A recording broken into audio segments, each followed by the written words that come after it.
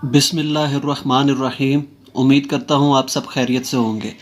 आज हम geometric mean पढ़ने जा रहे हैं। Geometric mean is the nth positive root of the product of n positive values. इसका क्या मतलब है? इसका मतलब ये है, यानी कि आपके पास n वैल्यूज़ हों और उनका ज्योमेट्रिक मीन फाइंड करना है। आप उन तमाम वैल्यूज़ का प्रोडक्ट लें और उनका nth पॉजिटिव रूट ले लें, ये चीज़ यानी कि रेसिप्रोकल पावर ले लें 1/n, तो ज्योमेट्रिक मीन आ जाएगा।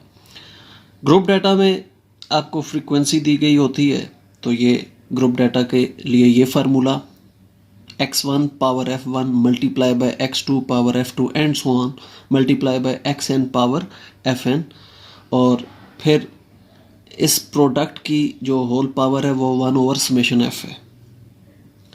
तो ये वाला फार्मूला तो बहुत कम यूज़ होता है प्रैक्टिस में, इस वजह से क्योंकि जब x की वैल्यूज़ और f की वैल्यूज़ काफ़ी बड़ी हो जाए तो ये प्रोडक्ट कैलकुलेटर की रेंज से ही बाहर निकल जाता है, तो इस फार्मूले को बहुत कम इस्तेमाल किया जाता है।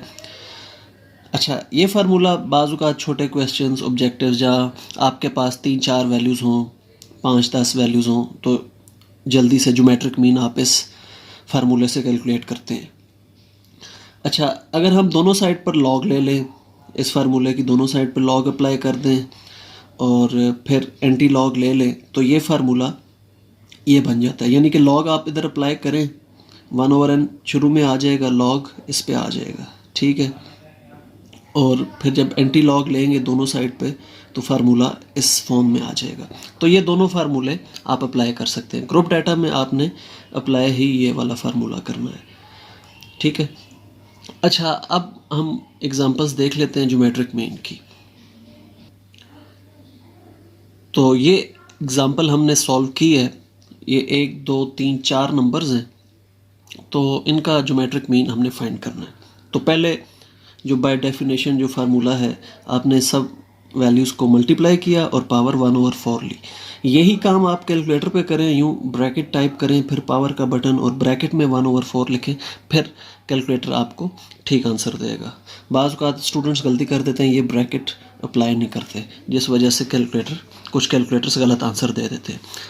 अब इसी क्वेश्चन को हम दूसरे फार्मूले से करते हैं। ये आपके सामने लिखा हुआ है, x की वैल्यूज़ हैं, फिर हमने log x लिया। यहाँ पर एक बात आपने याद रखनी है कि log जब भी लें आपने पॉइंट के बाद कम से कम 4 डिजिट्स लिखने हैं ताकि राउंड ऑफ एरर्स ना आए। अच्छा जी, ये log ले लिया, फिर इसका सम लिया, फिर फार्मूले में ये वैल्यूज़ पुट की और इस फार्मूले से भी सेम आंसर आता है। आपने यहाँ वैल्यूज़ पुट की, इस पॉइंट पे आके आपने एंटी लॉग लेना है। कैलकुलेटर पे शिफ्ट का बटन दबाएंगे, फिर लॉग दबाएंगे, फिर ये नंबर टाइप करेंगे, तो कैलकुलेटर आपको आंसर दे देगा। अब हम चलते हैं ग्रुप डाटा की तरफ। तो ये आपको एक फ्रीक्वेंसी डिस्ट्रीब्यूशन दी गई है, ये ग्रुप डाटा है, इसके लिए ज्योमेट्रिक मीन हमने फाइंड करना है जी। तो सबसे पहले हमने x फाइंड कर लिया। x कैसे फाइंड हुआ? हमने वैल्यूज़ को जो क्लास मार्क्स हमें दिए गए थे 0 और 9 को ऐड किया, 2 पे डिवाइड किया, फिर उसके बाद 10 और 19 को ऐड किया, 2 पे डिवाइड किया, तो ये हमने x फाइंड कर लिया। उसके बाद log ले लिया, ठीक है। अगेन हमने पॉइंट के बाद 4 डिजिट्स लिखे, फिर हमने f का जो कॉलम गिवन था क्वेश्चन में उसको और इस कॉलम को आपस में मल्टीप्लाई किया, तो ये कॉलम आ गया, ठीक है। यहाँ पर इसका सम कर दिया, फिर फार्मूले में वैल्यूज़ पुट की और ज्योमेट्रिक मीन फाइंड कर लिया।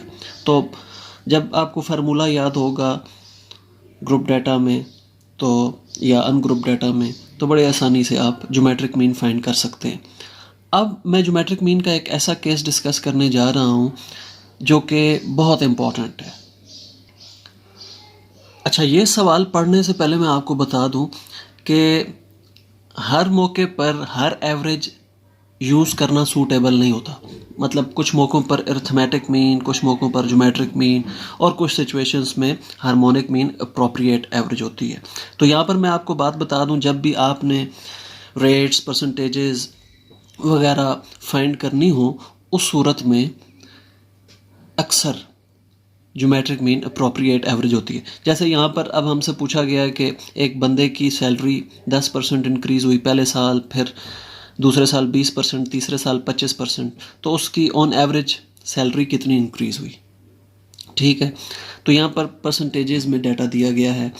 इसी तरह अगर आपसे पूछा जाए एक कार पहले साल 10% डेप्रिशिएट हुई, उसकी वैल्यू कम हुई, अगले साल 20% उसकी वैल्यू कम हुई, उससे अगले साल 30% वैल्यू कम हुई, तो बताएं ऑन एवरेज कितनी वैल्यू कम हुई है कार की। तो इस टाइप के जो क्वेश्चंस होते हैं यहाँ पर ज्योमेट्रिक मीन अप्लाई करना अप्रोप्रिएट होता है जब भी परसेंटेजेस और रेट्स का तस्करा हो। तो आए इस क्वेश्चन को हम सॉल्व करते हैं। जी, तो इस टाइप के क्वेश्चंस करने के लिए आप फ़र्ज़ कर लें, क्योंकि आपको सैलरी नहीं पता उसकी इनिशियल सैलरी क्या है, तो आप फ़र्ज़ कर लें उसकी सैलरी स्टार्ट में 100 है फॉर ईज़। अच्छा, 100 है, पहले साल कितनी इंक्रीज़ हुई 10%, तो 110 हो गई। दूसरे साल 20%, तो ये 120 होगी। तीसरे साल 25%, तो 125 होगी। अब आपने इन 3 नंबर्स का ज्योमेट्रिक मीन फाइंड करना है। ये हमने ज्योमेट्रिक मीन फाइंड कर लिया 118.17। अब असल उसका सवाल था कि एनुअल परसेंटेज इंक्रीज़ कितना हुआ है। तो फिर हमने क्या करना है, जो उसकी इनिशियल सैलरी है और अब जो ज्योमेट्रिक मीन आया है इन 3 नंबर्स का, उसमें से इनिशियल सैलरी माइनस करें तो ये परसेंटेज इंक्रीज़ 18.17% उसकी सैलरी इंक्रीज़ हुई है। अब मैं आपको बताता हूँ कि ज्योमेट्रिक मीन के हवाले से कुछ बातें जो आपने याद रखनी है। ज्योमेट्रिक मीन सिर्फ पॉजिटिव वैल्यूज़ के लिए कैलकुलेट होता है, ये पहली बात आपने याद रखनी है। यानी कि डाटा में कोई वैल्यू ज़ीरो आ जाए या नेगेटिव आ जाए, ज्योमेट्रिक मीन कैलकुलेट नहीं हो सकता। इस पे ऑब्जेक्टिव भी पूछे जा सकते हैं। ज्योमेट्रिक मीन अप्रोप्रिएट एवरेज है रेट्स और परसेंटेजेस के लिए, अभी जैसे मैंने एक सवाल किया। क्योंकि बाज़ औक़ात क्वेश्चन आते हैं, आपको यूँ नहीं बताया जाता कि ज्योमेट्रिक मीन फाइंड करें या अरिथमेटिक मीन या हार्मोनिक मीन, आपने ख़ुद से डिसाइड करना होता है कौन सी एवरेज फाइंड करनी है। तो उस केस में जब आपको परसेंटेजेस दी जाएँ, रेट्स दिए जाएँ, तो आपने ज्योमेट्रिक मीन फाइंड करना है।